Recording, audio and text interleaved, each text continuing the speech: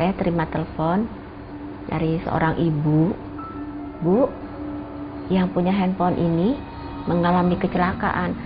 Saya pikir, wah, ini pasti handphone suami saya jatuh, lalu diambil orang, lalu orang itu telepon ke rumah. Tanpa basa-basi, saya tutup lagi tuh telepon. Berapa lama kemudian, telepon di rumah bunyi lagi. Ibu itu lagi yang bilang. Rasa penasaran mulai muncul dalam hati Sarah ketika ia menerima telepon sampai ketiga kalinya.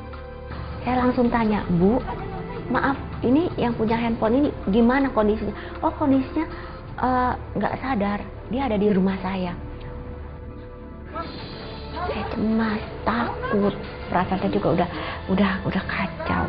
Segala macam pikiran ada di pikiran saya waktu itu. Hatinya tersentak ketika mendengar berita tersebut. Rasa khawatir mulai melandanya. Sarah pun akhirnya menghubungi adik iparnya yang bernama Lili. Dengan bantuan seorang teman, Didi dibawa ke rumah sakit. Dia sempat nyapa saya, sama siapa saya datang. Ya hati kita langsung besar lah, maksudnya, oh ya kondisinya dia baik. Kita nggak punya pikiran apa-apa. Berapa saat kemudian, dokter masuk. Dokter itu tanya, Pak, ini siapa? Suami saya bilang, Tukang sampah. hati saya jujur, saya takut banget. Saya down waktu itu. Jadi dia nggak ngenalin saya takut banget. Didi memang percaya kepada kekuatan benda-benda keramat. Keyakinannya kepada benda-benda itu berawal dari pertemuannya dengan seorang paranormal. Batu itu udah terisi semua oleh ilmu-ilmu. Untuk penglaris, untuk pejudian, untuk segala macam. Selain itu untuk kebal. Dia menyuruh saya menjadi agen. Dan dia distribusinya kepada saya. Itu batunya bukan 1-2, itu ratusan saya memegang. Seakan tersihir oleh tawaran sang paranormal, segala hal yang di luar akal sehatnya pun ia lakukan terhadap benda-benda tersebut. Dari mulai memandikan sampai memberi makan. Hal itu membuat Didi lupa diri. Istri dan anak-anaknya pun ia abaikan. Rumah dijadikannya tempat yang menyeramkan. Saya seperti rasanya saya kehilangan waktu dari suami saya, perhatian dari suami saya. Karena suami saya lebih perhatiin batu-batunya, jimatnya.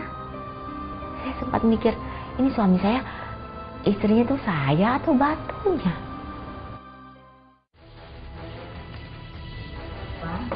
Anterin mama yuk.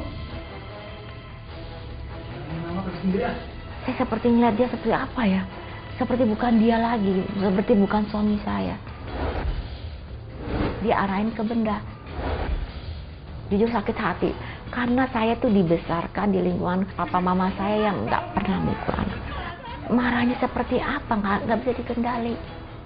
Sampai saya nggak kenalin siapa ini yang di depan saya. Kok seperti gini ya di depan rumah tangga saya. Didi semakin menjadi-jadi. Ia pun nekat mendatangi tempat-tempat keramat yang konon katanya dapat memberi kekuatan.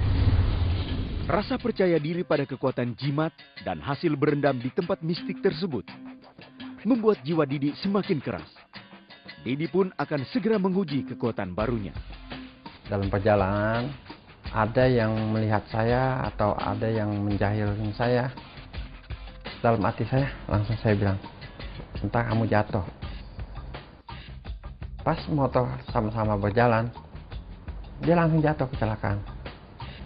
Pembuktian akan kekuatan benda itu telah Didi dapatkan. Katanya ilmu kekebalan dan keselamatan berasal dari benda keramat itu. Keyakinannya pun semakin kuat ketika usaha yang ia jalankan mampu menghasilkan uang dengan cepat. Namun ia tak mengerti apa yang dirasakan oleh sang istri. Usaha saya sangat lancar. Dalam 1 minggu tidak ada yang kosong. Tapi sesungguhnya nggak enak. Hawanya panas. Kita lebih sering bertengkar. Di dalam rumah tuh gelisah. Kayaknya nggak betah gitu. Kita nggak ada sukacita antara papa sama anak. Berapa lama lagi saya harus seperti ini?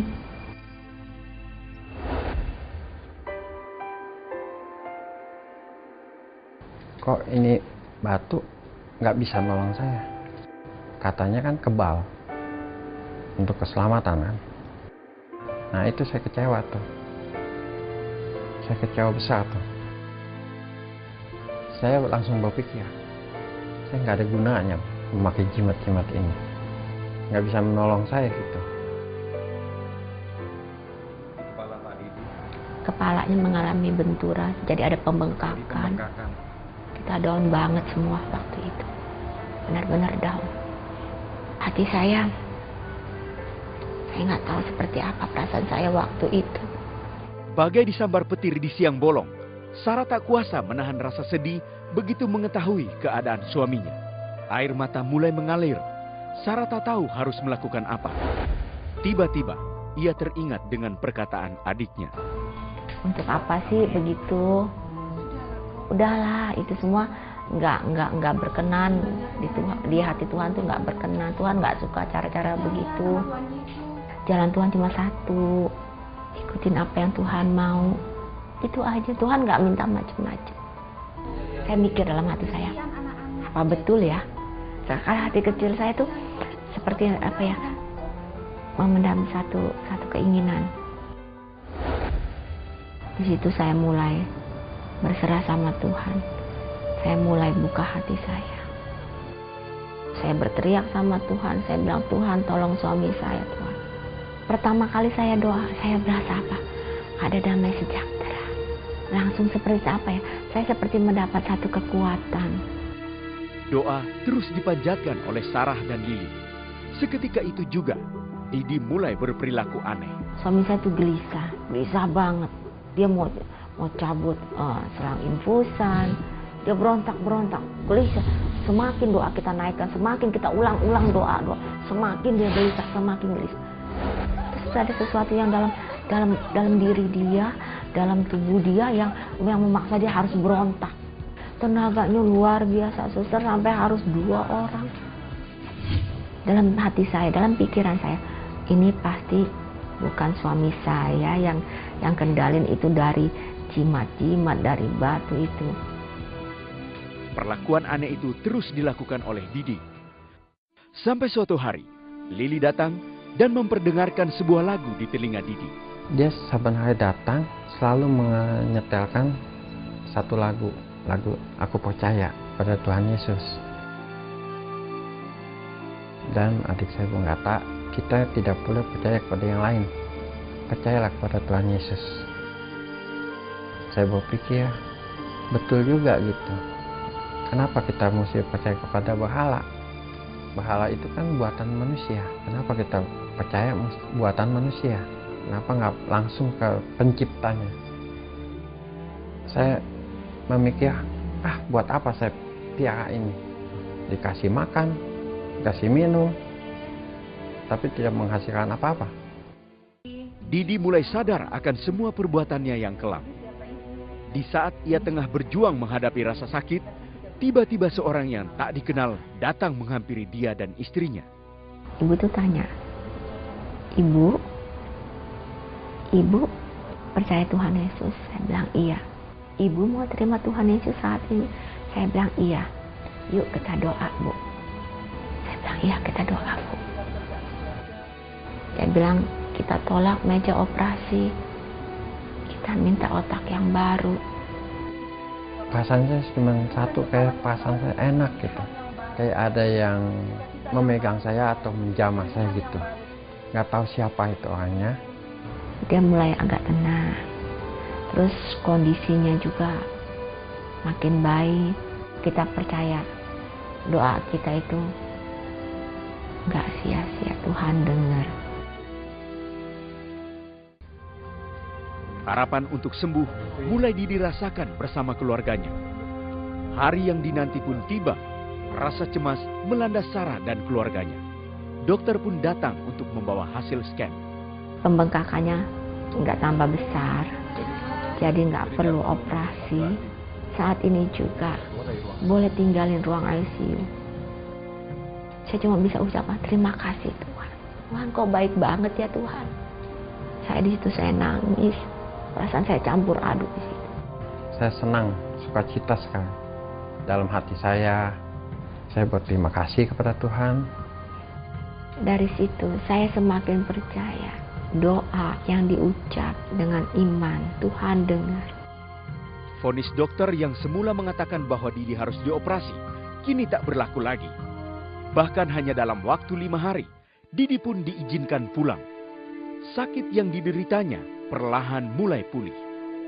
Namun satu hal, persahabatannya dengan benda-benda keramat masih belum tuntas. Saya senang banget dalam hati saya. Tuhan, terima kasih Tuhan. Tuhan udah buka pintu hati dia sehingga dia mau terima Tuhan Yesus. Dia terima Tuhan Yesus tanpa saya paksa, tanpa dipaksa sama orang lain, tapi memang dari hati dia sendiri. Dia yang buka hati dia sendiri.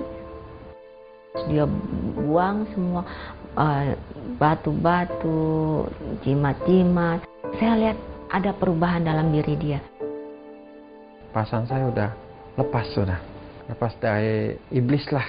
Ada kelegaan dan ada sukacita. Didi telah berubah. Kepercayaannya pada ilmu dan benda-benda keramat itu telah ia musnahkan dari hidupnya. Arti keselamatan yang selama ini ia cari telah didapatkannya. Kini, Didi hidup lebih tenang bersama keluarganya. Tuhan, terima kasih Tuhan. Tuhan udah pakai cara Tuhan yang luar biasa buat selamatin, buat memulihkan keluarga kami.